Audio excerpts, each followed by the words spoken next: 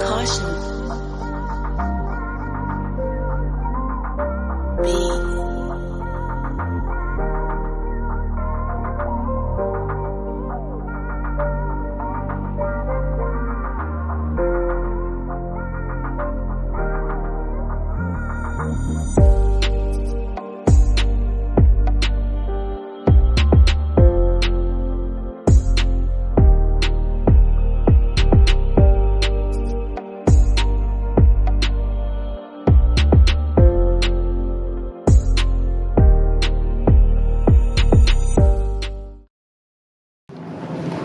Dr.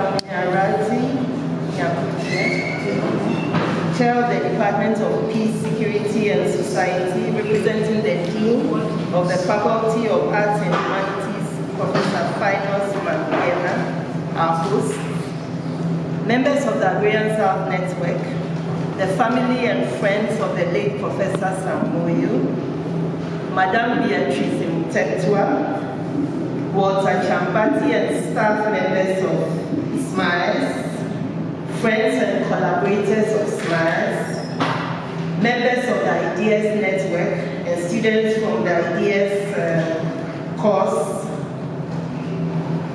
friends here in Harare and online, I wish to warmly welcome you to the 7th Moyo Memorial Lecture, which is taking place at the University of Zimbabwe, here in Harare on this 6th day of February 2024. My name is Georgie Chikata. I'm a professor of development studies at SOAS at the University of London, and I'm serving as your chair for the occasion. First of all, I want to invite our host, Dr. Nyarati Nyakudia, to welcome us so that we can proceed. Thank you. Thank you, Professor. Good evening, ladies and gentlemen. My name is already stated is Nyarati Nyakudia. I'm the chairman of the Department of Peace, Security and Society in the Faculty of Arts and Humanities in the University, and I'm here representing the Dean, who is unfortunately on another assignment. Director of the Samuel African Institute of Agrarian Studies, Chambati, our guest, Professor Jayati Ghosh. Allow me, ladies and gentlemen, to write on the protocols already given. If Professor Manguena was here, he was going to say, "It is my pleasure to welcome you all to the University of Zimbabwe for this august event. The university prides itself in being a center of strategic research, innovation, and knowledge sharing. As you may be aware, the university has over the past few years transformed from Education 3.0 to the more encompassing Education 5.0 philosophy, whose thrust is focused on research and innovative approaches geared towards problem solving, value creation, and industrialization to address contemporary challenges facing societies.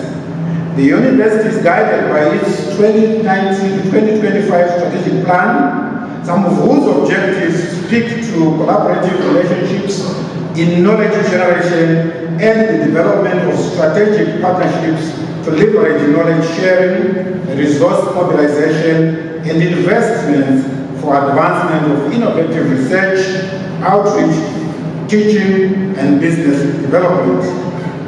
In this endeavor, the university therefore sees today's lecture as an important opportunity not only to celebrate and preserve the legacy of Professor Moyo, a renowned empirical researcher who contributed immensely in shaping the debate on Zimbabwe's land reform, but also a platform to enhance further research in agrarian studies. Agriculture is the backbone of the country's economy as it plays a critical role in people's livelihoods, from providing food, jobs, and raw materials for trade, among others. The lecture could not have come at a more opportune time, What with the ravages of climate change currently affecting the current agricultural season, there's a lot of anxiety as not less than 80% of Zimbabwe's livelihoods are threatened. We are therefore excited that Professor Jayati Ghosh's lecture focuses primarily on rural and urban industrialization as a means towards poverty alleviation and food security and sustainability. We anticipate that, as Professor Ghosh teases out the question how the global majority can cope under the weight of climate imperialism, the lecture will help identify niches that can lead to research that goes a long way in pointing to evidence-based research that enhance Nation 5.0 dictates on innovation and industrialization in the agrarian field. Ultimately, the outcome should be impactful research strategies that enhance livelihoods of agrarian communities in the era of climate imperialism. I wish you fruitful deliberations. I thank you. Thank you very much, Dr. Nyakudia. Please extend appreciation to the Dean, Professor Mangena, and assure him and your colleagues that we have the same objectives as you in coming here to collaborate on this lecture. So we hope that this succeeds, and this is only the beginning of future relations. Before I proceed, I want to say a little about how we're going to proceed this evening. So I'm going to introduce the lecture and the lecturer, after which the lecture will be delivered, and then there will be an opportunity for a question and answer, a 30-minute opportunity. And then we basically can debate. So let me move on to introduce the lecture and the lecturer. So the Moyo Memorial Lecture was instituted by the Agrarian South Network and the Moyo Africa Institute for Agrarian Studies, SMARS, in honor of the vision, leadership, and humanity of the late Professor Moyo, who tragically became an ancestor in November 2015. Professor Moyo was the founding trustee and executive director of the Africa Institute for Agrarian Studies, and the institute was renamed in his honor as the Moyo Africa Institute for Agrarian Studies. Sam was also the founding editor-in-chief of the international journal known as Agrarian South, Journal of Political Economy.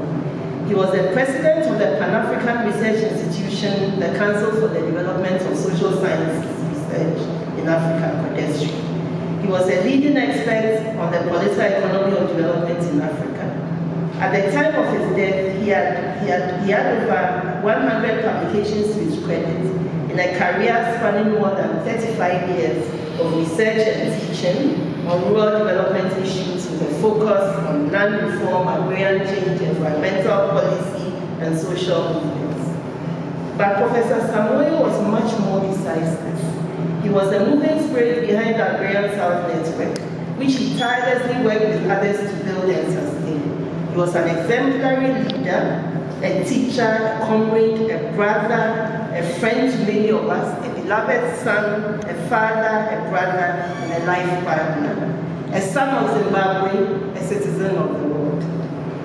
Initiated in 2018, the major aim of this lecture series was to sustain the legacy of Moyo, promoting debates on land and agrarian issues in the agrarian political economy and their implications for the lives of working people of the global south. The memorial lecture is a platform to present and debate ideas of leading scholars of the progressive public intellectual tradition that Professor Moyo made his own. It is also a space for teachers, students, researchers, activists, and the general public to think together about the development challenges of our time. The inaugural Moyo Memorial Lecture was delivered in January 2018 by Emeritus Professor Prabhat Patnaik on the topic globalization and the peasantry in the South. Since then, we have had leading progressive intellectuals and scholar activists such as Professor Emeritus Mwalimu Isashiji, Professor Zenebe Woke Tadese, Professor Michael Winter, Dr. Yao Graham, and Professor Kutsa Patnaik deliver lectures. We continue in this great tradition this evening with this 7th lecture to be delivered by Professor Jayati Ghosh on the topic Development in the Time of Climate Imperialism. How can the global majority cope? Let me briefly introduce our lecturer, who I believe needs no introduction. Jayati Ghosh taught economics at the Nehru University, New Delhi for nearly 35 years and is currently Professor of Economics at the University of Massachusetts, Amherst, USA. She has authored and or edited 20 books and more than 200 scholarly articles. She has received several prizes, including the International Labour Organization's Decent Work Research Prize in 2011, the 2023 Galbraith Award of the Agricultural and Applied Economics Association in recognition of breakthrough discoveries in economics and outstanding contributions to humanity through leadership, research, and service, and the International Economics Association Fellow Award for 2023. She has advised governments in India and in other countries, consulted for various international organizations, and for 2 decades, from 2002 to 2021, she was Executive Secretary of the International Development Economics Associates, a global South network of heterodox economists and other social sciences. She is a member of several international boards and commissions, including the UN High-Level Advisory Board on Economic and Social Affairs, the WHO Council on the Economics of Health for All, and the UN Secretary General's High-Level Advisory Board on Effective Multilateralism. She writes regularly for popular media, including newspapers, journals, and blogs. I would ask that we warmly welcome our eminent lecturer, Professor Jayati Ghosh, with a big round of applause. Can we have the presentation? Thank you so much, Jyoti, for that very excessive introduction, and thank you also for inviting me, all of you, to deliver this lecture. You know, it's for all of us who know Sam, it is a very emotional thing to be delivering a lecture in this memory, because Sam he was a bit like a meteor. He was this bright spark that kind of went across the sky and was quite extraordinary in so many ways. Of course, for his brilliance, for his incredible sharpness and the ability to cut through to the essence of things, for the insights and the profundity of his vision, but also for his courage, his integrity, his charm, his humor. He was quite an extraordinary person, and we were also lucky to have known him. I can only begin to imagine what Beatrice, but we've all lost, but you know, we all feel really deeply emotional at the very idea that we remember Sam and greatly value everything. He was such an amazing human being. Okay, I'm going to talk about something that I believe Sam would have also held dear to his heart, because among the many things he was also deeply anti-colonial and anti-imperialist. And I'm going to try and identify some of the ways in which, so do I use this? No. All right, so first let's ask ourselves, what exactly do I mean by climate imperialism? What is climate imperialism? And I want to clarify that imperialism is not the same as colonialism. Colonialism could potentially be one of the forms of imperialism, but I'm using imperialism in the way that Lenin did and also Pramod Patnaik developed further, which is really the struggle of large capital over economic territory when it is assisted by their states. Okay? And thank you so much. So this struggle of large capital over economic territory can take many, many different forms. And of course, economic territory itself takes many different forms. So of course there is land. And of course there are the resources extracted from nature. I think in Africa, I don't have to repeat the importance of that. But it's also the fact that you can access labor, both paid and unpaid labor, to different degrees. It is the fact that you get access to markets, and you can wipe out domestic producers. You can actually get profits from selling in different ways that were not possible before. Particularly in the late 20th century, we've had a whole range of new commodities emerge. Newly privatized services, for example, the privatization of, let's say, electricity and water, the privatization of knowledge, which was not something that was earlier really seen as something to be commercialized, but is now very much, like intellectual property rights are very much part of the way in which imperialism operates. And of course now we have cyberspace as a new form of economic territory as well, with all kinds of implications that really we have to work out. But I am going to focus on climate imperialism. So what does that mean? Basically, I think that in this neoliberal phase of capitalism, broadly the last 3 decades of our century, the first decade, the current century, ongoing phase, the human interaction with the planet and with nature has emerged as one of the most significant ways in which imperialism, as I have defined it, is playing out. And this is strongly associated with the kinds of things we associate with colonialism, in other words, with violence, with direct attempts at control, but it is also associated with economic forces that make use of a global legal architecture. An architecture that comes from trade agreements, it comes from other bilateral treaties that are bilateral and plurilateral treaties that are signed. It comes from arrangements around sovereign debt as well. And all of these play into a particular way of dealing with, creating and dealing with the ways in which the climate change occurs and the ways in which we then have to address it. No, I need to go back. So, what does it mean to say climate imperialism? How is it expressed? Essentially, it is the fact that a relatively small population in the advanced countries, in the rich world, have over time been able to produce and consume in ways that are extremely damaging to the planet and to climate. Okay? And they have done this by essentially increasing global carbon emissions in a way that is unsustainable, that is now proving to be unsustainable. Okay? At the same time, however, the ways in which it's now sought to be dealt with, now that everybody recognizes that it's a problem and you've got to do something about it, the ways that it's sought to be dealt with are essentially national, and they are treating all countries equally, irrespective of what are either the current or the past patterns that have led to the problem that we are facing today. Okay, so the historic responsibilities ignored, but also even the current responsibilities are not really fully taken into account. And in turn, the operations of global finance, much of which is based in the developed world, as well as large multinational companies, all operate to further increase the carbon emissions.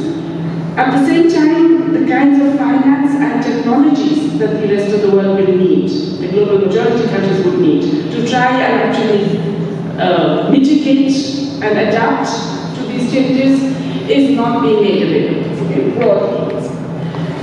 The imposition of intellectual property rights, what I am calling privatized knowledge, is an absolutely crucial link in this because it really prevents countries from accessing the necessary technologies that we need to actually change things.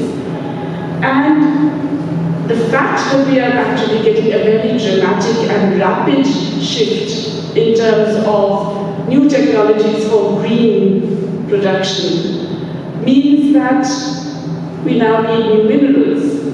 Here in Zimbabwe, for example, you're already very much aware of the fact that lithium has become this source of great interest and a potential, once again I would argue, for different kinds of resource grab. Okay, just to give you a bit of bad news, this is an old report of the IPCC, but why am I quoting a report that is almost 2 years old now? Because, in fact, there's been a systematic attempt to edit and tone down the IPCC reports because it was decided that they are too alarmist They're telling people that things are really bad and that you've got to do something immediately, you don't have any time. And they were getting actually more and more serious about this over time. This is the last one where they were really allowed to come out unedited. I'm serious. I have met with IPCC people writing who have said that we just kept out huge chunks of the report. We are not even telling you the full extent of what we are finding, simply because it's really just seen as unacceptable. Too much bad news. So what did that report tell us? This is 1.5 years ago. It's saying that already there is substantial damage from climate change. We don't need to, we are all aware of that. But in fact, the extent and the magnitude are significantly larger than the IPCC itself had anticipated. In other words, each report progressively underestimated the extent of the damage. So when they say, you know, this much will happen with 1.5 degrees and so on, that was already an underestimate. Climate changes were occurring at a faster rate and more dramatically at lower increases in temperature, at 1.2, which is where we are now, above the pre-industrial level. Already we are seeing changes that they had not anticipated. In fact, one of the IPCC scientists, in fact, told us that listen, we are seeing the melting of the Arctic and Antarctic ice caps at unprecedented rates, and none of our models can take this into account. We really, frankly, don't know what will happen. We have no idea because it is beyond our ability to actually model this and the implications of this, not just for seawater rise and broader changes, but all kinds of other changes to marine life, changes to the global temperature, all kinds of things that will happen. Some of the losses, this is what they said in 2022, are already irreversible. There are natural species that are lost. There are parts of the planet that are currently uninhabitable. There are places that are no longer cultivable. Some are close to happening. Some irreversible changes, what they call tipping points, are close to happening. And of course, all of this has very significant adverse consequences, not just on planet, on nature, but on people and on all other forms of life, plant and animal life, right? I don't need to elaborate, you can guess, including on health and everything else, okay? And we are getting humanitarian crises in places where the climate crisis interact with other types of high vulnerability. And this is going to become more clear as we progress. The other thing that they mentioned, and this is something that is not taken up again in future, which is really interesting. Again, something I believe that was more or less censored out of the IPCC discussions is the possibilities of maladaptation. So we know adaptation is a gamble. Rich countries can afford to spend much more, they can do different things. Even some of the poorer or developing world can actually manage to adapt. Very large parts of the global majority countries don't have the resources to actually ensure adaptation. But what does adaptation mean? A lot of the adaptation actually adds to the problem. That's what we call maladaptation. It's very hot, so everybody in Nevada goes into air conditioning. In Nevada, they can afford it, air condition everything inside, but that actually adds to the problem. Similarly, you build seawalls because you worry about the rising sea level. That adds to the problem, and so on. The IPCC identified 16 different kinds of maladaptation, which they said were already a serious problem by 2022. Subsequently, they haven't talked about this at all, so we don't know how much worse they got, but presumably they have got worse. Now, here's the thing that you would think that climate change is a global problem. I mean, just like the pandemic was a global problem, except that it wasn't. Similarly, climate change, the climate does not respect passports and borders and visas and so on. It changes, right? And it can change and have all kinds of effects everywhere. You would think that therefore people across the world would be thinking about this globally. Unfortunately, that has not happened. The way this happens is through international negotiations that are really a conference of parties. The COPs, the conference of parties that change, that present countries negotiating about how, or promising changes about how they are going to deal with this problem, okay? Now, essentially, every country is assigned a climate responsibility. And that climate responsibility is on the basis of the current production of carbon emissions. Production-based carbon emissions, how much do you produce in total? That's your responsibility. You've got to get to net zero by whichever year you promise to get to net zero. All of you countries together have to move towards that net zero. Now, clearly this ignores historic responsibility, and I'll tell you a little bit more about that in a bit. But there are many other ways in which it is actually messed up, okay? So this climate responsibility also countries are assigned in terms of how rich or poor they are. And the way their GDP is measured is in terms of the purchasing power parity exchange rate. I don't know how many of you are familiar with it. There are the market exchange rates, right? Which is so many Zimbabwe dollar to the US dollar. That's the market exchange rate, that's the one that functions. And the purchasing power parity is it's a construct. It's a completely synthetic measure which assesses how much the Zimbabwe dollar can buy in the country compared to how much it could buy in the US, let's say. Or how much the Indian rupee could buy in India relative to, let's say, $1 in the US, which is 80 Indian rupees approximately. 80 rupees in India would buy you a lot more than $1 in the US. Okay? So the PPP exchange rate, the purchasing power parity exchange rate for the Indian rupee is 4 times higher than the market exchange rate. Okay? Obviously, this is overstating the incomes of the poor countries. We're really pushing them up by that factor. And let's ask ourselves, how come we can buy so much more in India with 80 rupees? It's because we have workers and people at getting even lower wages. The only reason it's cheaper is because you have people with really low wages willing to give you goods and services at that lower price. So it's like a double whammy for the country, right? You're very poor, so you have all these poor people with very low wages, and then you're told, oh, because of that you're not so poor, because you're getting goods and services cheaper. So anyway, PPP measures are used, and that in turn inflates the incomes of poor income countries. Another way of adding to their responsibility relative to the average. The measures are based on how much carbon emissions occur within your country for production, not for consumption. Okay? But we also know that the rich countries have shifted a lot of the really carbon-emitting production to other countries, especially China, but not only China, to a bunch of other countries. And then, because it's absolutely right, there's been big increases in carbon emissions in both China and India, and so in every talk progressively there's a big noise being made about that. Like, oh, China is now the biggest emitter and it's terrible, and India is now the third biggest emitter, so they have to cut down their own emissions. We're not going to solve this problem until China and India solve this problem. Okay?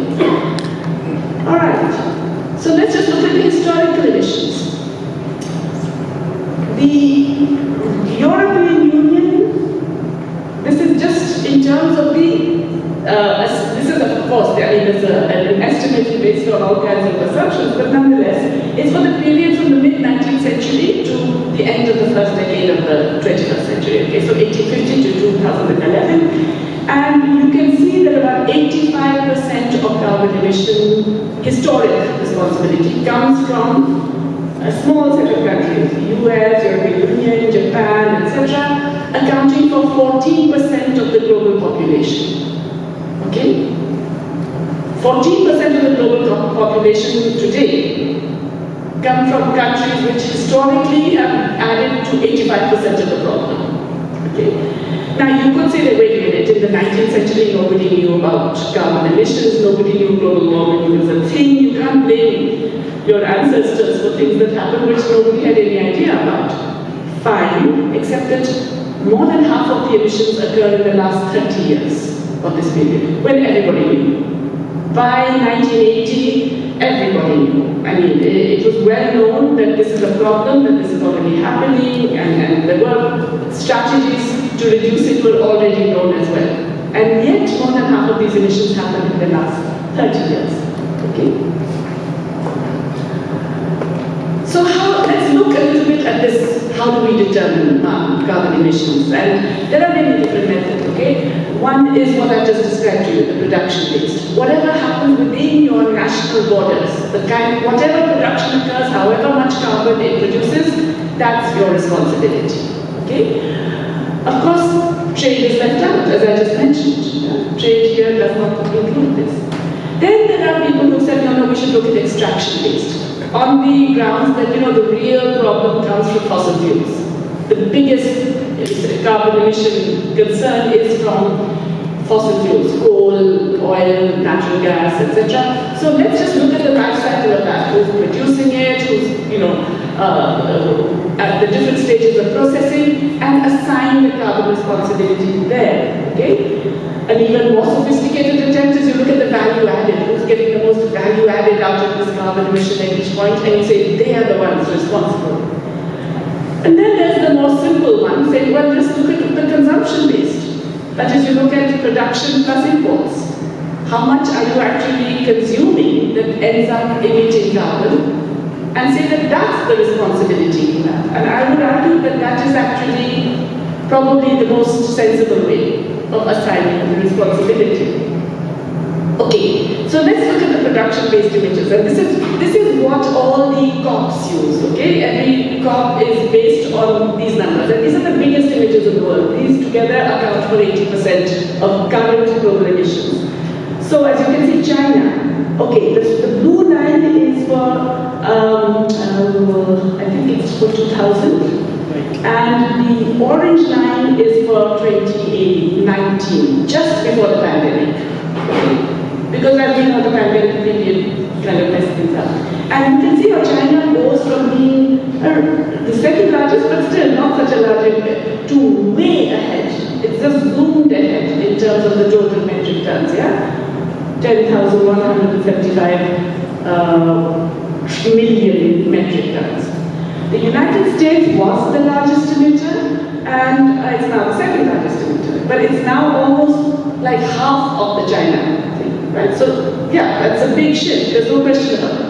India, again, was number 6 in 2000. It's now number 3. And it's around half of the US. Okay? So, yeah, there is definitely a case that China and India have suddenly emerged as very large emitters of carbon, and it's a concern. A lot of the other countries are either fossil fuel producing countries or very rich developed countries who, with very small populations, but nonetheless their whole pattern of production is such that they emit a lot of carbon. But then let's look at it per capita. That was the total. So per capita you get quite a different story. Okay, this is still production, by the way. So the US is now among the top. And it's there with Saudi Arabia, which is basically an oil exporter, and Australia, which is a mineral exporter. Okay? But China is less than half of the US in per capita terms. Even today, India is only 2 metric tons per person. Okay? So it's really small in relation to all of the others. Yeah? The European countries come out much worse once you make it per capita. But the US particularly. Now let's look at consumption, because we know that international trade is a big driver still. It was much worse until about 2005. It's come down since then, but even so, international trade is a major way in which the rich countries have managed to palm off their carbon responsibility, okay, by shifting a lot of the production. And once again, the big shift is China. So the grey line, the grey bars here are the difference between the production and the final demand emissions, okay? So if it's negative, it means you're importing a lot of stuff which is produced in a very carbon-emitting way, yeah? And so if it's positive, if it's on the right-hand side, then you are exporting that stuff. So you're producing it, and so you're seen as responsible. But you're not consuming that yourself, you're producing. And as you can see, the real gain here is that the US is the major importer, if you like, of carbon-emitting production in the net, and China is the major exporter of carbon-emitting production in the net. But all the other countries, like India for sure, but even the South Africa, Russia, China, everybody is exporting. And then there are the European countries and the US who are importing the stuff. In other words, they have managed to push a lot of the responsibility and the carbon emissions to other countries. Okay? All right. What does that mean in terms of per capita emissions by consumption? And now we get the real picture. So the US is way ahead of everybody else at 18.2 metric tons per year. Okay?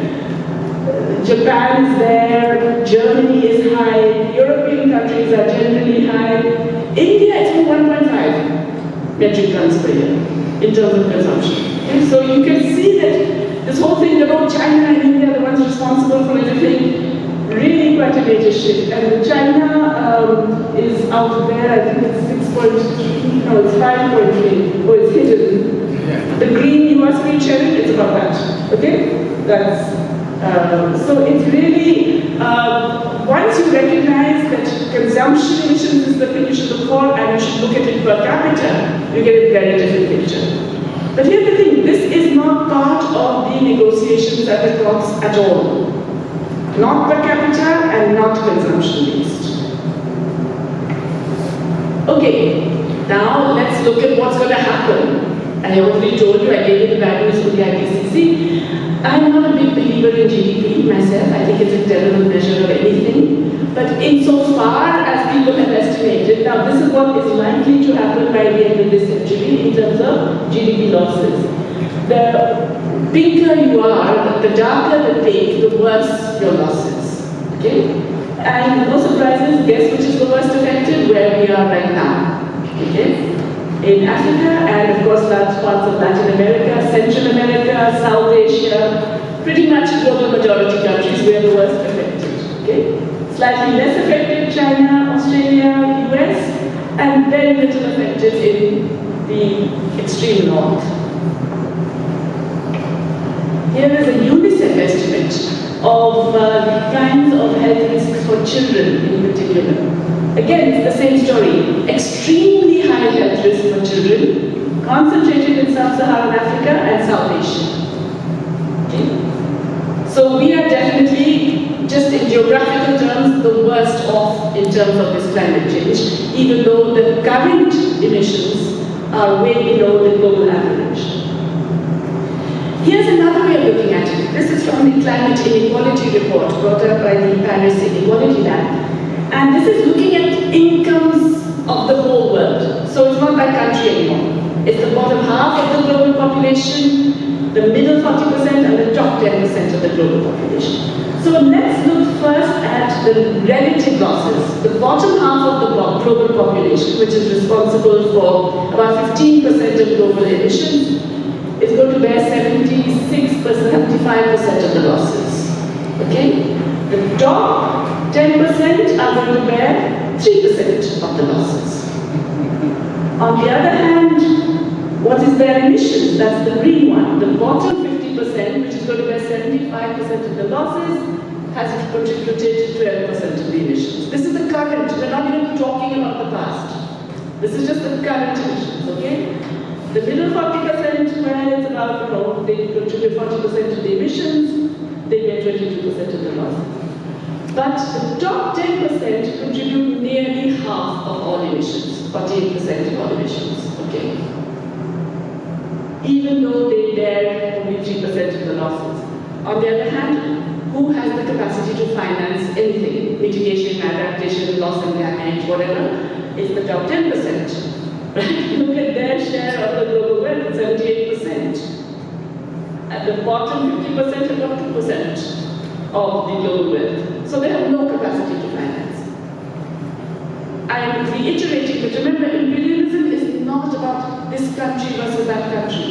It is about global capital and the rich versus everybody else. Okay? And this is something that kind of exemplifies that. But that's the other thing we have to remember, is that even within regions, it's the rich in every country that are emitting far more than the poor. And what is really striking out here, okay, East Asia, it's almost 40 metric tons per person in the top 10% of East Asia, okay?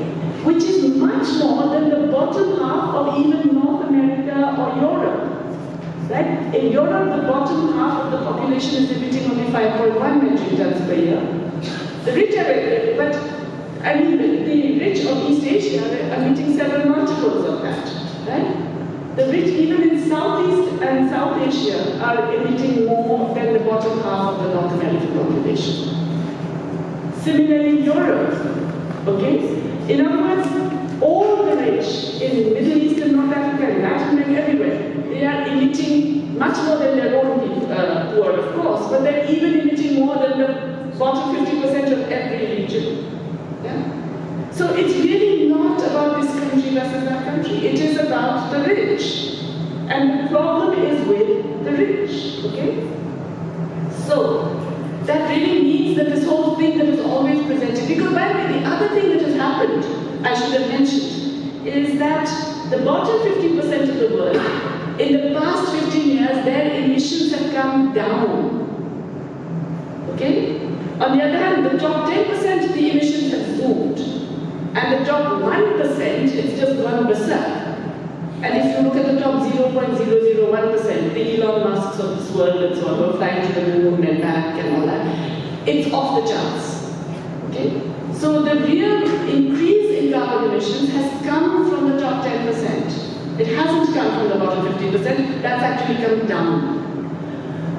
Okay, so 64% of carbon emissions are due to within-country inequality. 2/3 almost is within-country inequality across most of the regions, okay?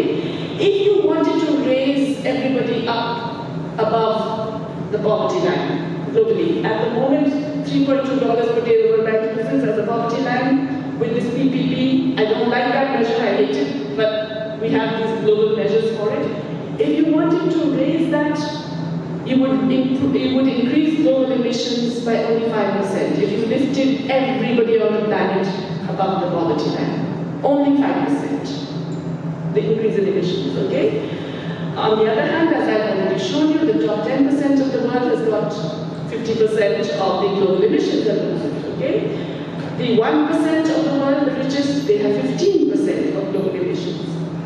If you actually taxed the centimillionaires of the world, those who have more than $100 million in wealth, and you tax them only 1.5% of their wealth, which frankly they wouldn't notice, right? If you have more than 100 million, would you notice 1.5 goes here and there? That's like a stock market fluctuation. You wouldn't really know about it. You would get $290 billion, okay? Quite a lot to actually deal with at least adaptation needs, because the current estimation of our adaptation needs is $202 billion. So it's a really simple solution when you think about it. And that's also why it's wrong to pose the problem in terms of, development versus climate change mitigation, which is the way it's often presented to us. And when my own government says, we can't do climate change stuff because we need to develop. We need to make sure everybody has electricity, etc., etc. That's fine. There should not be a contradiction. There need not be a contradiction. Because, you can choose a pattern of development that reduces the energy consumption per unit of GDP, that shifts to activities that require less energy, and then within energy, you change the type of energy you use. You shift away from coal, the dirtier types of fuel, coal and oil to natural gas, and then to hydroelectric, and then to renewable, okay, which is the best form. In other words, it's possible to do that. And in fact, now renewable technology, thanks to China's massive investments, is actually relatively cheap. You can do decentralized solar and wind energy generation relatively cheaply. But of course, it means lots of other things. It means you have to change how you're urbanizing. It means that you have to change how you organize your economies and societies. But obviously, we have to do something, because otherwise, as I said, we're really heading down a cliff, right? So we really have to do something. A colleague of mine, Rob Poling and Noam Chomsky, I'm sure all of you have heard of him, they have a study in which they said they've estimated that you could do this with between 1.5 to 2.5% of GDP annually, which again is nothing, right? It's really not that big a deal for major economies. But of course, as I said, in addition to finance, you really need the access to technology. Okay, I don't expect you to look at all of these numbers. The basic point I'm trying to make here is that the climate finance that was promised is completely inadequate. Okay, in 2012, the rich countries said, okay, we're going to give 100 billion a year for climate finance to help you mitigate, and etc. If you remember, there is no year that they have hit 100 billion yet. And this is by adding together everything under the sun, multilateral funding, underwriting risks for private companies, blah, blah, blah. You name it, all of that put together, it's only about 60, 70 billion per year. So it's really, they've never managed even that pitiful amount of 100 billion. Let me remind you that the money given to Ukraine for the wars already exceeds 250 billion. The money given to Israel for its wars is again more than 100 billion by one country alone. Okay, the US, which is part of this contribution, for climate finance, it did 6 billion. Okay, so just to give you a sense of the priorities. Okay, but even that money is a joke. In other words, what they call climate finance is not climate finance. Why? Because there is still, believe it or not, they promised this in 2012. So you would think, okay, you begin with saying the following things are climate finance. They haven't been able to agree. For the last 10 years, the last COP, in Dubai, there was a big noise about, okay, let's define it finally. But no agreement on how to define it. Why not? Because then you can get this kind of thing. Okay? There was a really interesting investigation by Reuters, which found that, for example, Italy gave subsidies to open chocolate and gelato factories across Southeast Asia. The US financed a coastal hotel expansion in Haiti. I mean, seriously? You're talking about rising sea levels and you're financing a coastal hotel expansion? Why? Because apparently it's protected against the sea rise.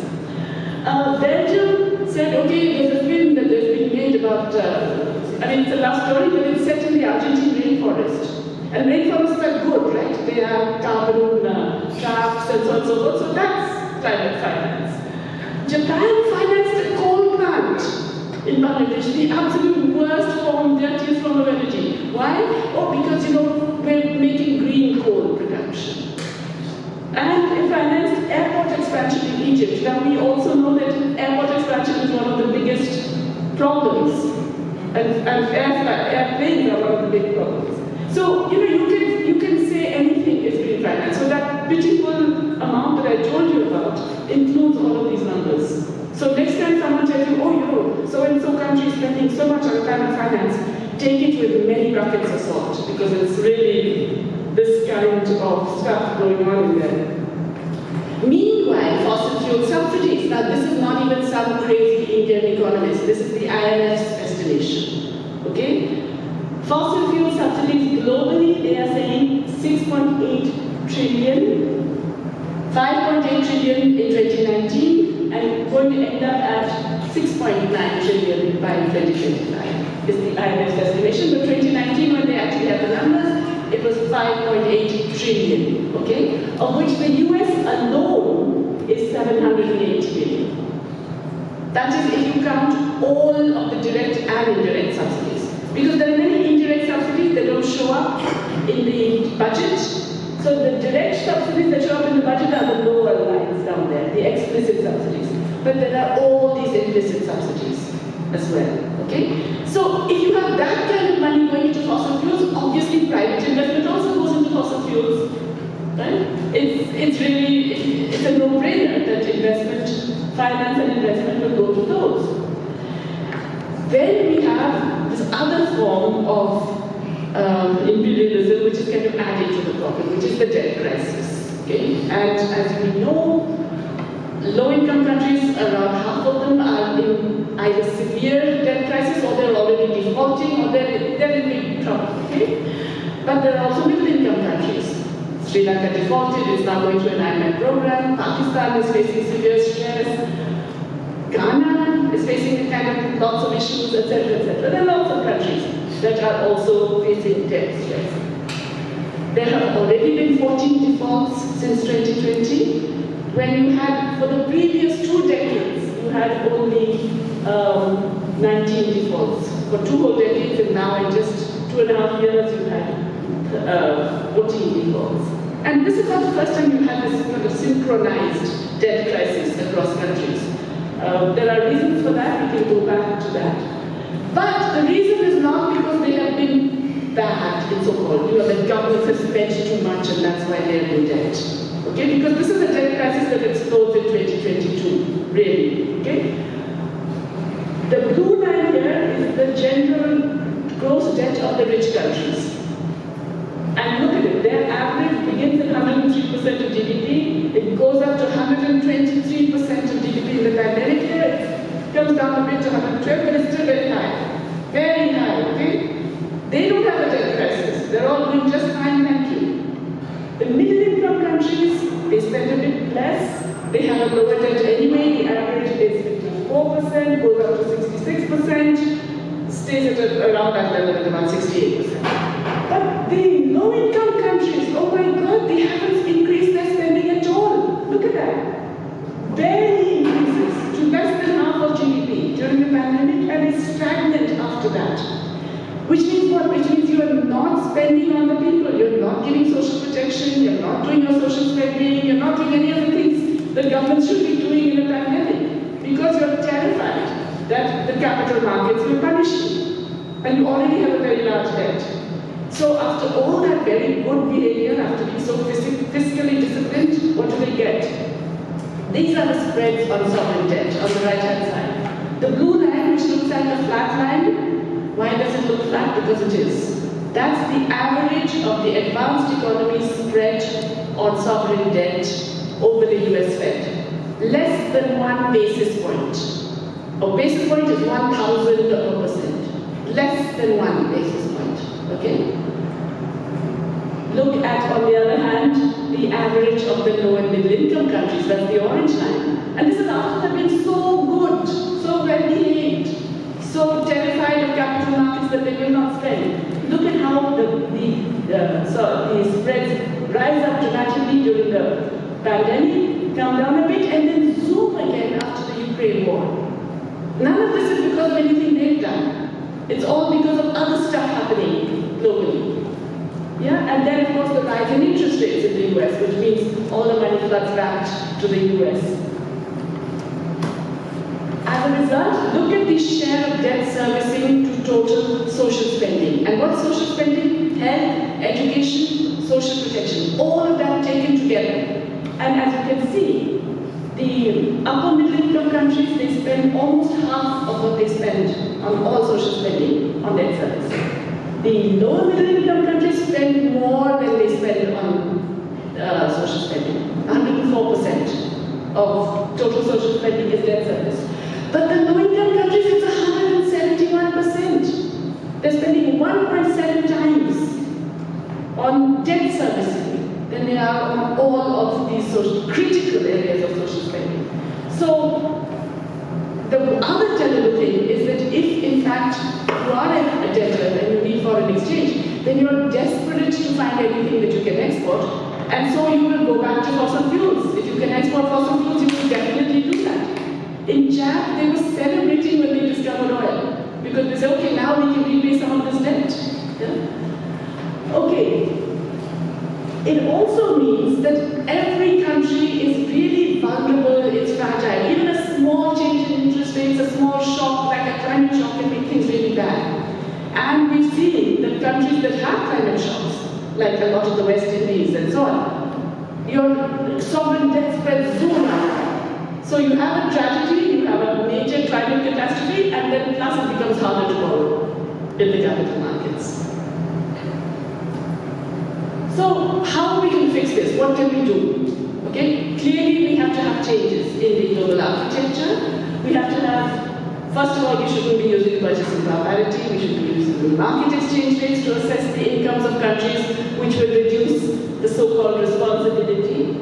But we obviously need massively increased climate finance, because it should be based on what are called global public investment principles, right? It's a global problem. It's a global public bad, if you like, that is happening. You need global public investment, which means every country contributes according to what they can, and then the money is allocated according to the global need. Where is there the most requirement for mitigation, for adaptation, for loss of damage? Okay? One way of doing this is to get the IMF to issue special drawing rights. The IMF has a liquidity special drawing right, which is, you know, I mean, the US can issue money when it likes, right? US Federal Reserve just does quantitative easing, they issue money. The IMF can also issue SDRs if they want, okay? And when I was on a commission that was mentioned that for the UN, we said it shouldn't just go to all countries according to quota, because the rich countries are never going to use those SDRs, they're just going to lie there. Instead, it should be selective. So if you increase, let's say, SDR issuance by 200 billion, spread it around the countries that need it on the basis of climate shock, debt shock, interest rate shock, you know, something that was not their fault, give it to those countries. It's costless, it does not cost any other country anything, okay? It seems to be like an obvious solution, but it's not being implemented. The other thing is that, you know, we need to stop being so reliant on debt, because it doesn't really help. You go through the debt cycles, you end up losing much more than you gain. And how do you stop being so reliant? You increase your domestic taxation, including of multinationals who end up not paying what they're supposed to pay because they can transfer all their profits to tax havens, but also including the extreme wealth of individuals. Now, as I told you, part of the whole climate change problem is because of very rich people in the US and Europe and Japan, but they are also in China, they're also in India, they're also in Brazil, they're also in South Africa. And we should be actually taxing their wealth, because that also reduces some of their extreme carbon emissions as well. We have to regulate and control the finance that is funding brown projects. Simple rule. You could say, okay, if you're going to fund a coal project, you have to put 5 times that money in green renewable project. It's just a rule. It doesn't cost the government anything. It could be done. They have done similar things. Governments have done similar things in the past. In many countries, it's not being done. What are they doing instead? They're doing border carbon taxes, like the US and the EU, right? They say, oh, you know, we are importing this stuff from you, but you're producing it in a very carbon intensive way, which they did, right? They exported, they encouraged that production there so that they would get off the hook, and now saying, oh, it's all very carbon intensive. We've got this wonderful new green technology to make steel, cement, etc., and machine tools, we use that. But you, because you're using this older technology, we are going to put border tariffs on you. And we're going to reduce our imports from you. Because now we've got this new green technology. We are not going to share that technology with you. But we're going to put the tariff instead. Okay? Essentially, we have to change that system. We have to move away from that and towards a sharing of technology. So what about the mitigation strategies? Are they doing us any good? In other words, is there imperialism also in mitigation? It's not just in terms of how much every country has to do. It's also, is that mitigation strategy itself causing any problems for the developing world? I think I kind of suggested it already that, you know, the whole climate discussion is pervaded by neocolonialism, really. But now, you also have all these new geopolitical constraints. I think some of those constraints could also be challenges, but they are also, could also be opportunities, but they are also challenges. Okay? Cap and trade is one of the market-based mechanisms. You know what cap and trade is, right? You can, some country that is not producing a lot of emissions gets these carbon credits. So some other country can buy carbon credits from you. Or a company can buy a carbon credit, and they can continue emitting, say, it's okay, you know, we're funding a forest in Nepal, and that's really reducing carbon emissions, so we don't have to do anything. US, the Inflation Reduction Act, as it's called, or the EU's Carbon Border Adjustment Mechanism. These are the new things that they have brought in. These are basically protectionist devices. They are designed to reduce the potential for industrialization. But then, and I think this is the one that's of particular interest here in Zimbabwe, but in Africa generally, the new resource grabs. Okay? There's lithium required for batteries, there's all the issues associated with the kinds of mining that are done. Because the multinationals that are doing the mining are using forms of extraction that are less expensive here, but are also more ecologically damaging and displacing. And the things which are not allowed in their own countries. So the lithium extraction that's happening in, I think, Arizona in the US is using a very different technology from what they're using in the lithium because they can get away with it. Because of the way things work, we are still basically funding brown investments. I don't know if you've heard of ESG, environmental, social, and governance indicators, which are supposed to encourage private investment to behave well. It's a big scam. And now there are many books, Panic Fancy, who was involved in doing that himself, has come out and come clean and revealed how exactly that's just complete greenwashing and nonsensical. And the latest thing now is to say, oh, we need so much more money, we need 2 trillion, 3 trillion, 4 trillion, that can't be done by governments, so we have to have blended finance. We have to have de-risking of the private finance. And what that really means is that the public sector, the our tax revenues all go into de-risking the private investor, which ends up costing more than if you'd actually just gone there and done the investment yourself. So it's yet another form of control. So essentially what I'm saying is, the trouble is that we have got sucked into that narrative. And that narrative is an imperialist narrative. And then we just protest saying, no, we need to develop, so we're going to do this, and we don't care. And in other words, we treat it as a kind of defiance of that, saying that because we need to develop, therefore we're going to continue imitating. Whereas that's not really the story, right? We need to develop a story that recognizes the inequality within and between countries. We need to forget about this whole degrowth versus green growth. It's a complete red herring. I have good friends on both sides of the debate. The policy recommendations are the same. So can we please stop arguing about whether GDP should go up or down, because anyway it's a technical indicator? Let's instead focus on what we have to do, okay? We have to move away from an obsession with exports. And that's absolutely critical. I think some of you, we talked about this earlier as well. We have to reduce the foreign exchange dependence as far as possible, which also means then thinking of domestic or regional substitutes. We have to do whatever we can to get the latest technologies. We have to do what the rich countries did. Copy, steal, emulate, we have to do all of that. They did it, we should be doing it. And because, let's face it, the world order is really messed up at the moment, it is easier to do it now than it has been for a while. We have to control the carbon emissions of the rich, and that's the rich in every country, not just in the US and Europe. The rich of our own countries as well, because it is extremely carbon emitting, the lifestyles and the patterns of investment. But all of this we can do within countries, but it doesn't work so well if you're just doing it in one small country, and you don't really have that power. So you really have to combine. You have to get together, you have to cooperate. You have to actually think of doing things together as a strategic way to force the system itself to respond to those demands, okay? And there are many ways. You can do it for coordinating tax rules, you can do it in terms of controlling resource grabs. In Latin America, they are actually now much more aware of this, and they're combining to confront MNCs who are in the extractive industries. Something really that the countries in Africa also need to consider.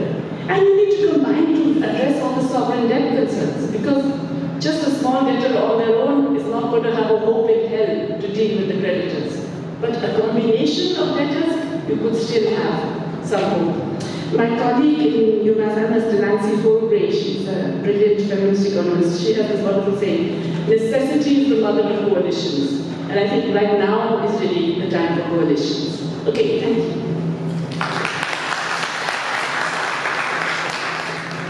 Thank you so much, Jayati, for this really brilliant lecture. I particularly like the graphs you use. They are very startling, things you thought you knew already. Just looking at them, I think brings a whole new picture. I also am very pleased that you focused on the legal instruments of climate imperialism, and most importantly, also about the things that we could do as countries in the global south, and the necessity for getting together to fight back on this legal terrain. So thank you very much. I'd like to open the floor now for any questions and comments that you might have after this lecture. Can someone help me with that? So just raise your hand, we'll bring you the instrument. Yes, please.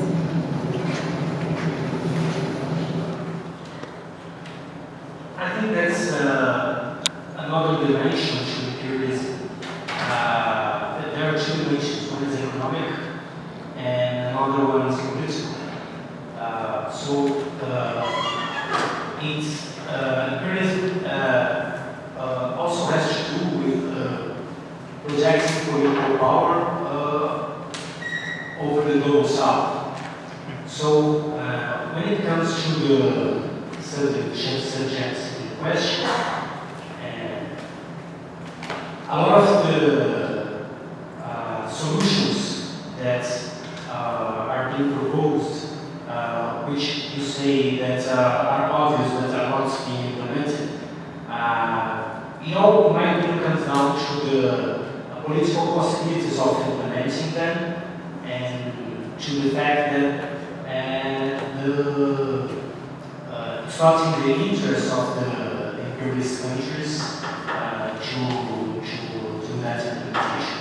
So maybe that's the greatest challenge. In my view, it's important that I like that you bring also not only the relations between countries, but the relations between classes within the countries as well. And those internal solutions are also being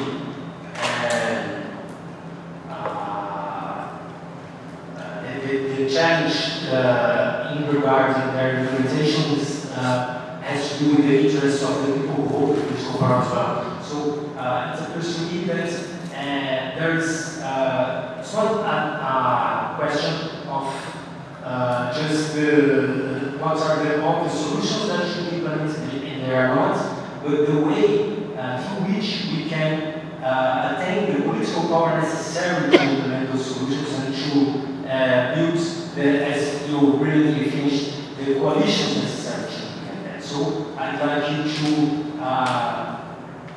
lecture us on that as well. From the global south, I'll add a moment mark there. We had a cholera outbreak in the Sahel region. About 7 countries, I think, are quite badly affected. There was a heads of state summit on this topic to deal with cholera.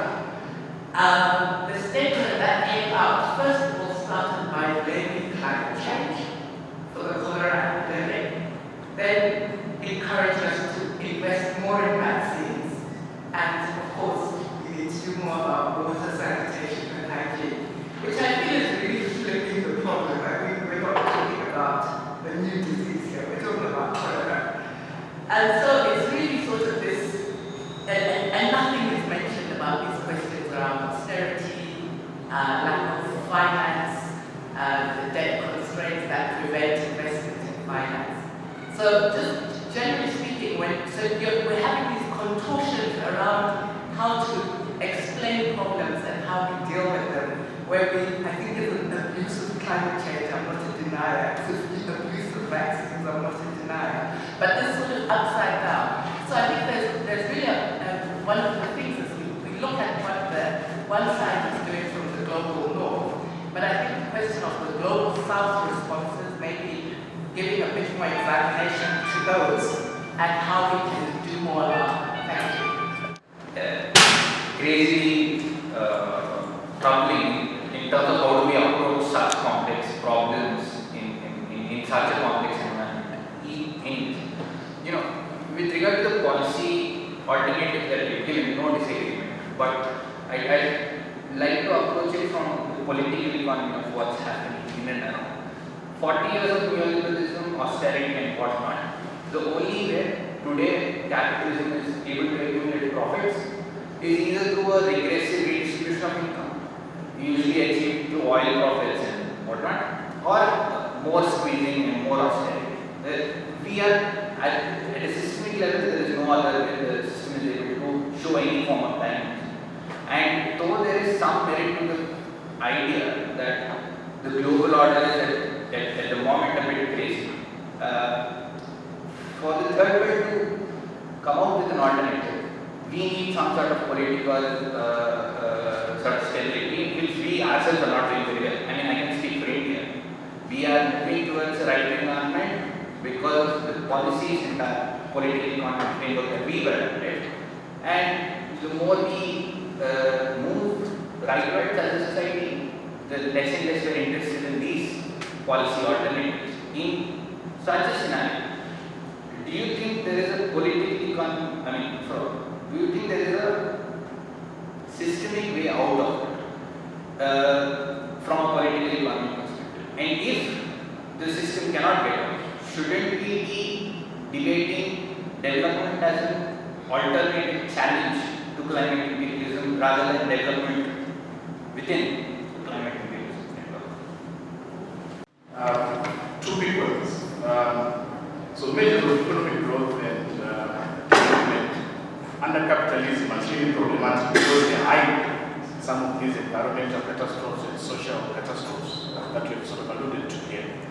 And to clear it, we're uncomfortable, by using GDP, and you made the same, you made the statement. And I just wanted to try to think about why don't we use the alternative economic indicators that are already out there on some of the developing places like India and all that.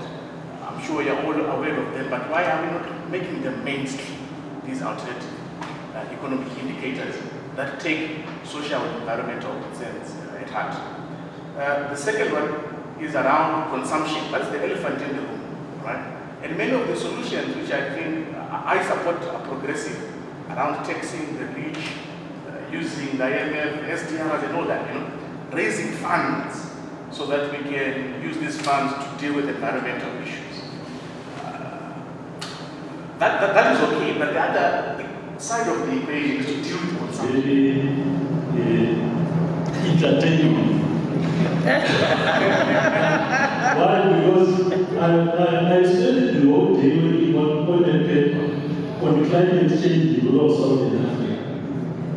Yes, I was working on collections, on the collections. So some of these issues that we're talking about are still fresh in my mind. But I'm discovering that this issue of climate change is intricately linked to capitalism and colonialism. The same way colonialism was dealt with is also supposed to be the same way we should deal with this issue of climate change.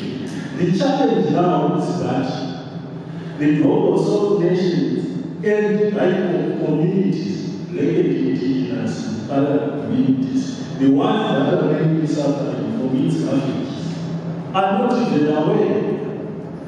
You see, we're doing a research in Mount Darwin, it's not in Zimbabwe, which is one of the regions in Southern Africa that is the highest expected temperature rises. People there are suffering from climate change, but they don't even know that it's climate change. They think it's something else. So that is the reason why at times you see the global South is silent about some of these things. Because it's only us, the experts, who know about this animal called climate change. And people in the streets, if you ask them, what is climate change? They'll tell you, I don't even know. So I've been doing some research and I discovered that climate change as the discourse should be decolonized. There is need to decolonize climate. Why? Because it's the very same nations, the very same individuals, capitalists, who created the problem in the first place, and they are dictating solutions to address a problem that they created. And if they come with reasonable and holistic solutions, it will deal a terrible blow to the profits. What we have been presenting here is all about profits.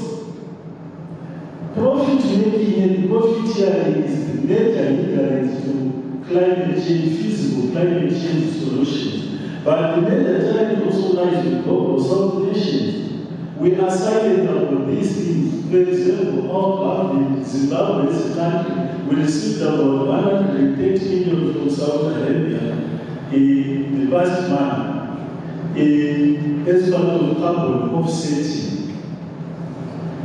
In the organizational park area, one of the biggest conservancies in the world. But their communities living there, they will be forced to leave that area.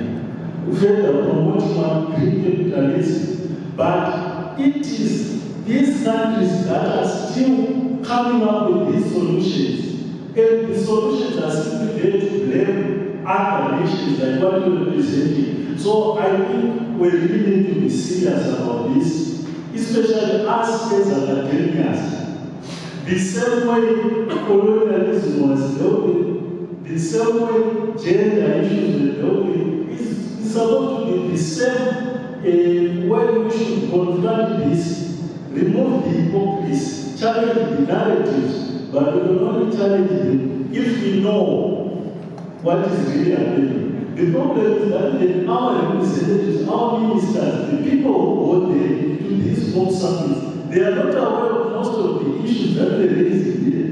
So they will just agree and decide some papers and think they've gotten a good thing for their country. Once it's a hot deal, but they are not aware. So the main onus is on us as academics to really expose these things, to really expose the information that they are refusing to let out, because it's implicated.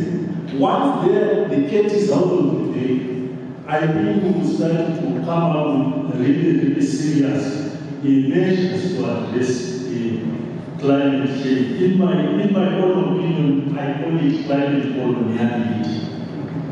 By a rich few, not by countries, but by super rich people. So it is time. Thank you very much. Thank you for the presentation. Let me wonder the approach that we're taking in terms of the model that is being used, model that is being promoted through COPE and so on. This adaptation model,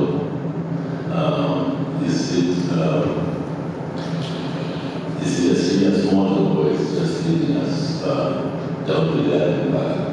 Because if you look at the pie charts there, it shows the consumption in the total in the 10% high income, the differences between the class of the lower income.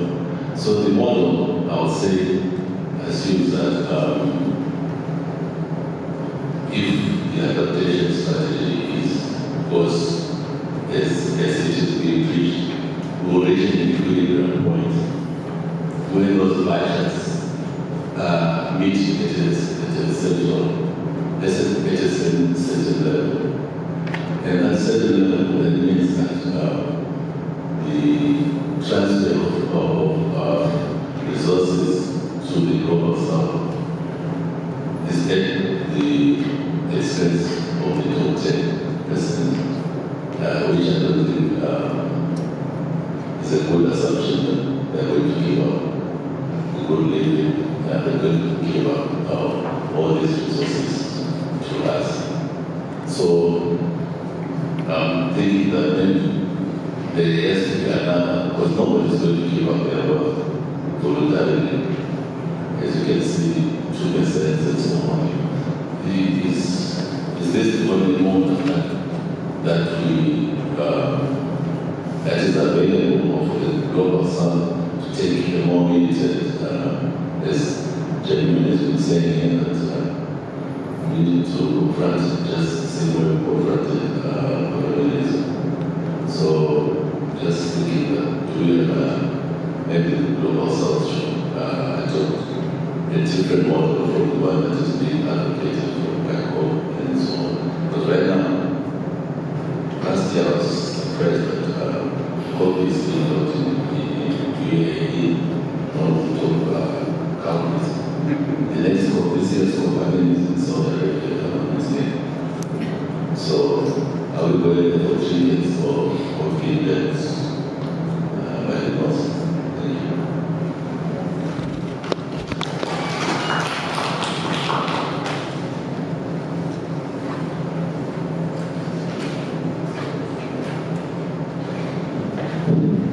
Thank you, Professor Ghosh. Every time I listen to you, I'm so troubled because you just point out these issues that are crazily troubling in terms of how do we approach such complex problems in such a context environment.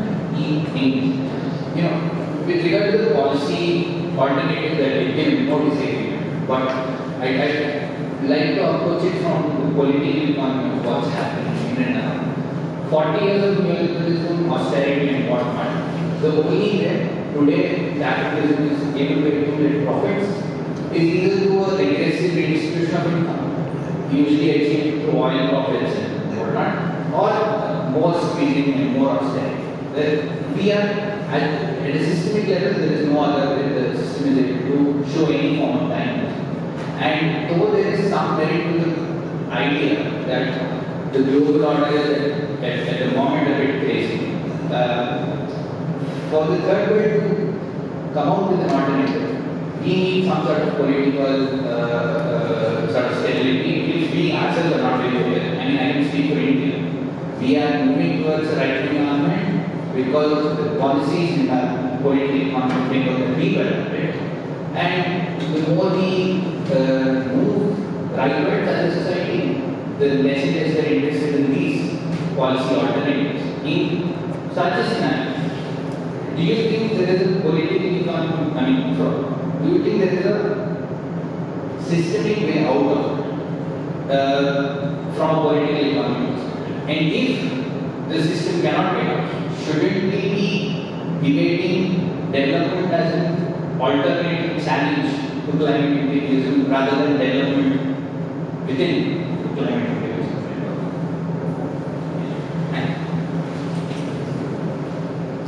Any more questions? Okay, so there's a hand there, then bring it to Lynn. Thank you, Professor Ghosh, for the stimulating lecture. Two big points.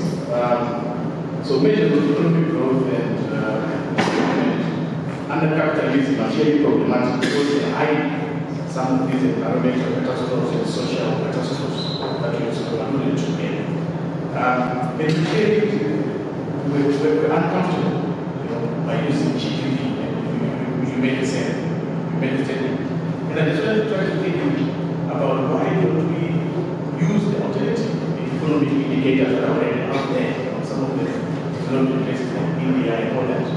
I'm sure you're all aware of them, but why are we not making them mainstream, these alternative economic indicators that take social and environmental concerns at heart? The second one is around consumption. That's the elephant in the room, right?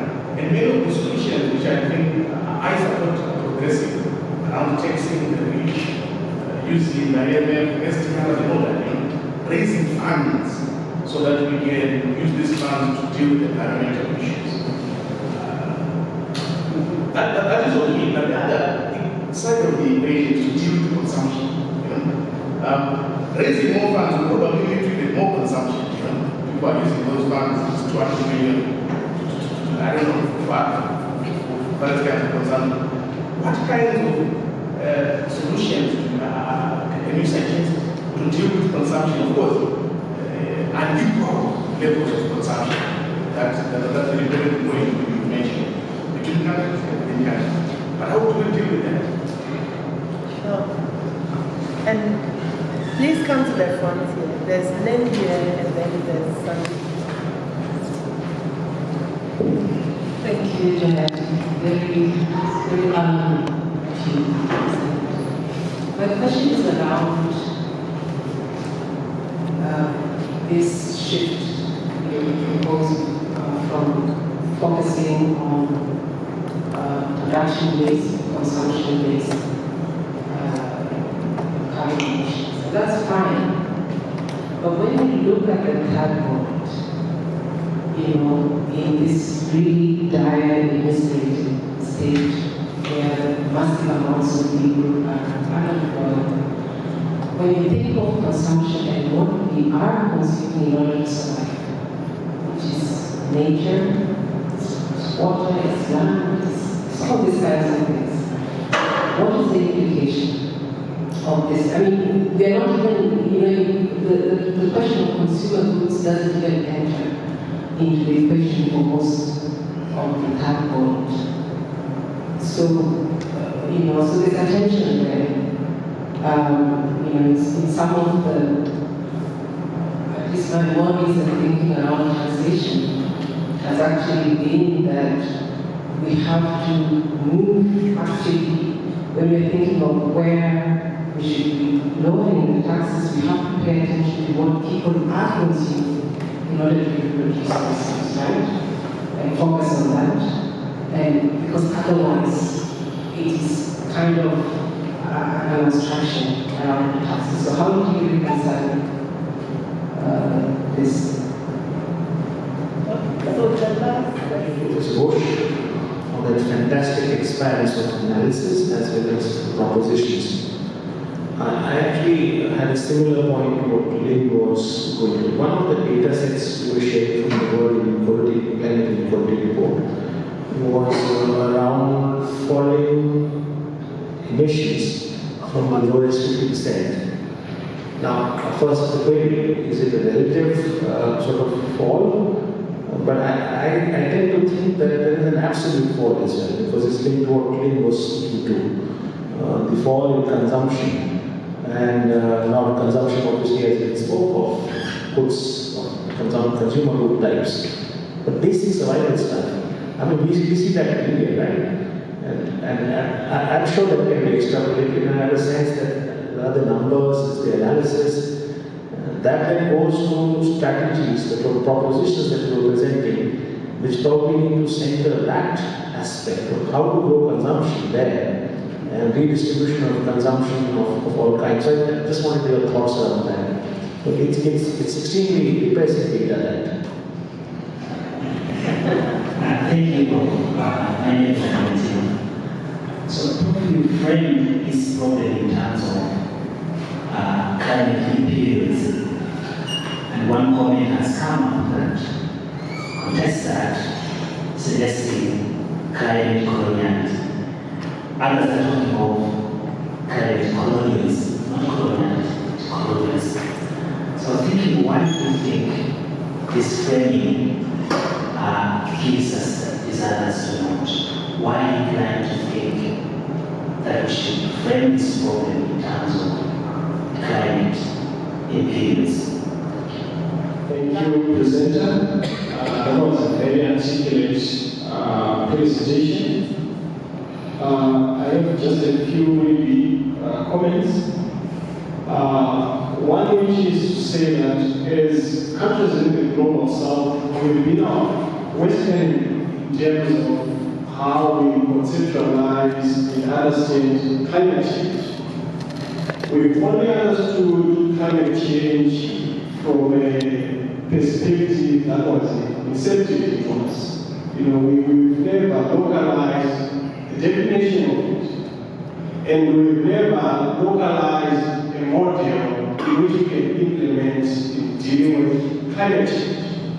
And for this reason, the elites, countries in the global north, have taken the advantage of imposing frameworks and models which suit them better. So we need to tailor-make solutions and models that can be of use to Africa, because most of the models that are being proposed, they don't help Africa. They are only helping other countries to make the most out of a desperate situation. So as countries in the global south, we let ourselves down. Then also, one other thing that as countries in the global south, we've failed to capitalize, especially with events that are taking place. Right now in Zimbabwe, we have sunlight, but we are still using Chinese-made solar panels. We are still importing lithium batteries from China. So we have failed to invest, because this is an opportunity. Instead of allowing countries in the global power to profit here from the so-called alternatives, it should be us, African countries. We are reaching resources, but we are failing to make the most out of the situation, and then in the end, people are taking advantage of us. Thank you. Thank you. In the sense in which we recognize colonialism, but it's not only colonialism. It's actually about the struggle of large capital and the states that are supporting that large capital, and they do all kinds of methods. Political control is often the least of those methods. There are many other. So the old kind of colonial struggle doesn't have the same traction. That's the thing. That makes our lives also more complicated and difficult. It doesn't have the same. You can't sort of, get the whole country against the colonial power, because it's expressed also through a lot of domestic powerful elites as well. So that's just to say why am I framing it in this way. That was Albertino's question, I'm sorry. Yeah. Okay. Yes, so I'm going to come back to that first question about it's not in the interests of the North, right, or of imperialism to give up, right? The empire doesn't give up, sure, absolutely. And I'm going to come back to that question because it links to the things that we should be doing. Nancy, you're right that we tend to leave out the real issues, but that's also because austerity is an imperialist device, but it's also a class device, right? And so the way it's projected, you want to minimize the role of those things. You want to minimize the role of progressive running down and hollowing out of public services, or underspending for decades on basic needs, etc., etc. Denying people the minimal wage goods that would enable them to develop their own survival mechanisms. And then you say, okay, so there was this thing, and now we have this disease. Yeah, so I completely take that point. But in the same way in which we try and spend our lives doing that, right? Calling that bluff. In the same way in which we call that bluff about austerity, we have to also call that bluff about the way in which climate change is both being interpreted and addressed. So I would put both of them together in the same thing, if you see what I mean. So to me, it's all part of that same complex thing that we have to deal with and address. But I completely take your point. That the way it's projected is to underplay the other forces, which are policy-driven forces, and blame it on some other thing that is happening from out there that we have nothing, the government, we have nothing to do with. So yes, I agree with that. Yes, now there was this thing about climate change linked to colonialism and capitalism. Yeah, that's basically what I just said, right? That imperialism to me is a capitalist phenomenon and so on. Is the COP model serious? I don't think it is. If it were, I think the last time it was serious was actually the Paris Agreement. I think that was serious.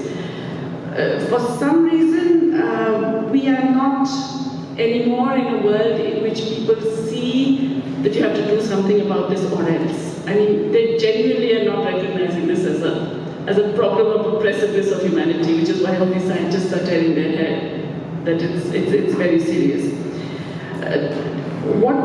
And I'm going to come back to then, therefore, what do we do in that sense? Somebody asked the question, okay, this question I do want to address, so why don't we make the alternatives to GDP more mainstream?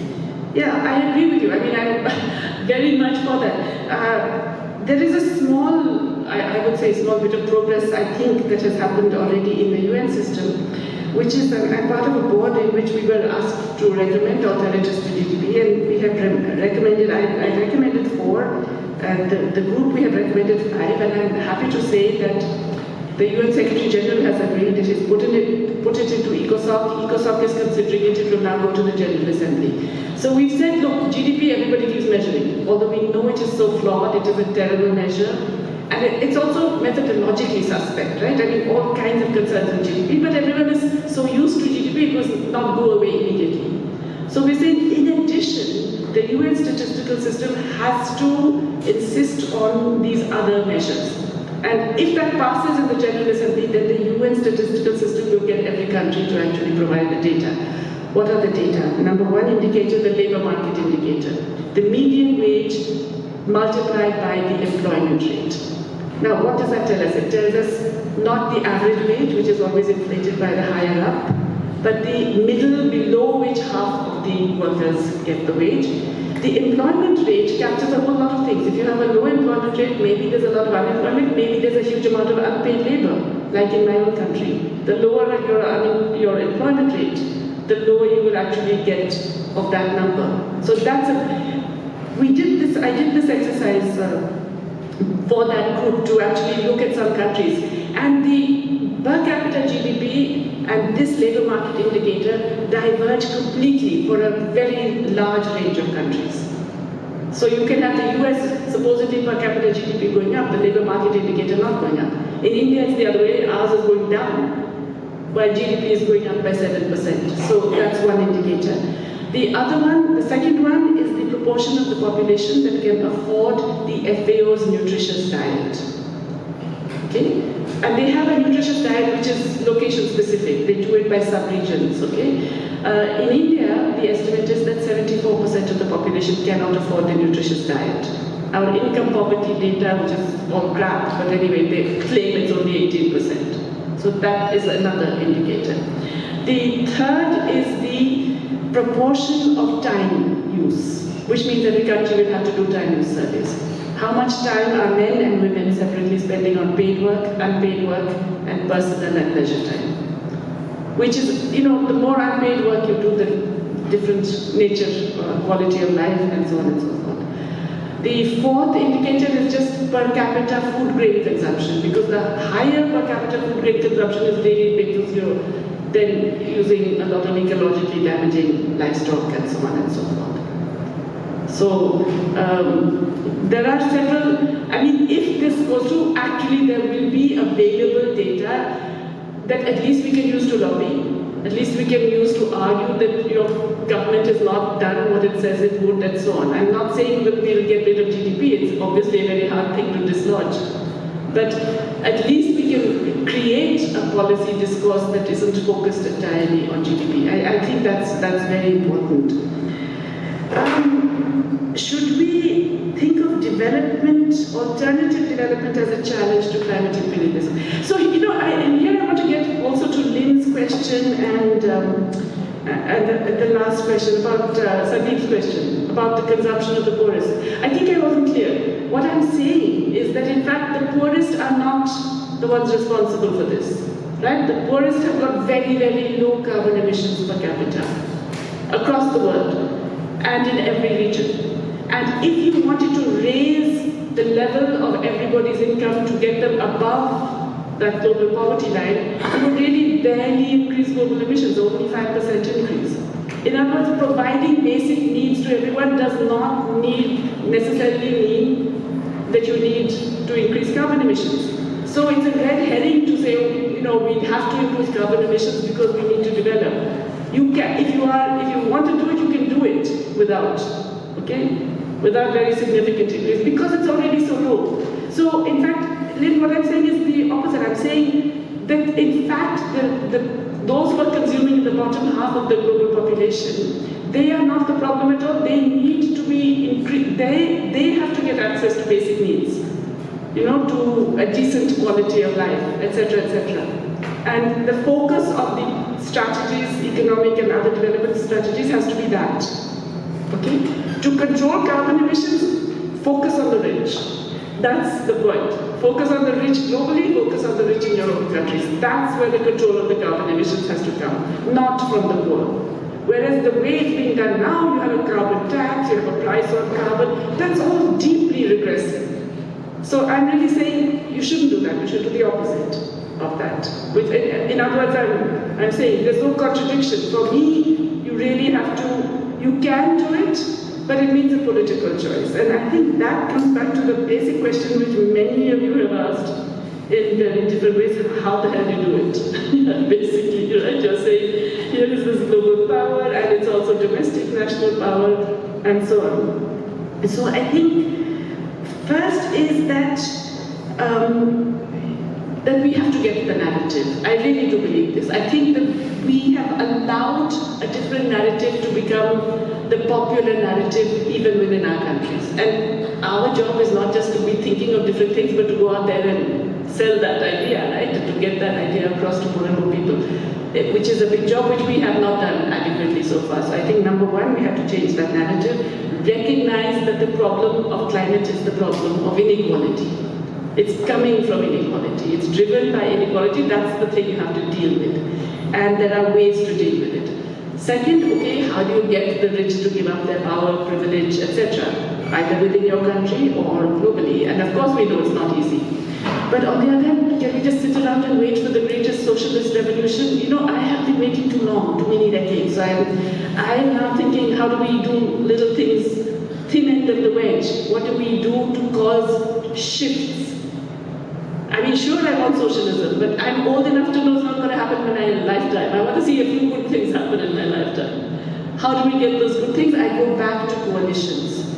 And they have to be issue-based coalitions. They can be countries getting together. I mean, Latin America is doing a tax agreement, which is really progressive at the moment. I told you in Africa, and some of you, we were talking about this yesterday, the African CDC is actually doing really interesting and good stuff, even though many of the states that are part of the African Union are really horrible governments, right? On taxes, again, I mean, my own country, India, is absolutely the worst government in the world, but on global taxation agreement, they have a very good position. So I'm saying coalitions means issue-based coalitions with all kinds of groups. Maybe you have to hold your nose and hold their hand, but you have to have coalitions. You can't do this on your own. You can't do this by saying, I will only be pure and be with only the best and the most progressive and the most, etc. You have to join with whoever can help you to gain something in that particular arena. Because let's face it, we are facing very big, very powerful enemies. We're not going to give up without the struggle. So we have to be willing to be flexible and to join with many different kinds of groups and people for particular goals. Okay, thank you. Thank you so much, Jayati, for this second round of discussion. So I think we are inching towards the end of this lecture. First of all, I want to ask us to really thank Jayati Ghosh for this brilliant lecture, for talking to us about a very topical issue of our time, climate imperialism, for raising issues that have provoked us to ask difficult questions, for responding to those questions in her usual gracious and eloquent style. I think we fulfilled the purpose of the Moyo lectures. We have had a leading scholar, activist, public intellectual of our times talk to us about a very topical issue and generated debates. In so doing, we have also made new friends by coming to the University of Zimbabwe. So this has been an amazing evening for us. I'd like to ask Walter Chambai, the director of SMILES, to come and give the vote of thanks before we close. Good evening. Thank you, Chair. Firstly, I'd like to thank our seventh Moyo Memorial Lecturer, Professor Jayati Ghosh of the University of Massachusetts, for a stimulating and excellent lecture. Thank you very much.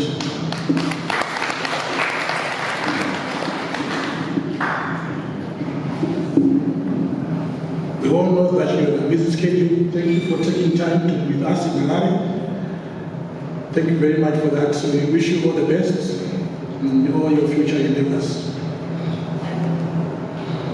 I also want to thank our hosts, the University of Zimbabwe, Faculty of Arts and Humanities. Please extend our appreciation to Professor Mangena for this kind gesture. We hope this is the start of a long-term collaboration with the university.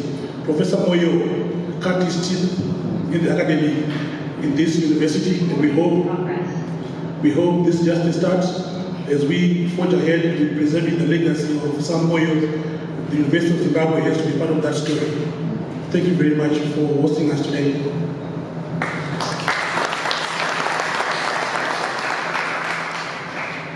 I also want to thank all of you for joining us tonight, colleagues from the university, those who are with us at the Ideas, Political Economy or Fana Development Workshop, and the Smayas Agrarian Summer School. Thank you very much for joining us this evening.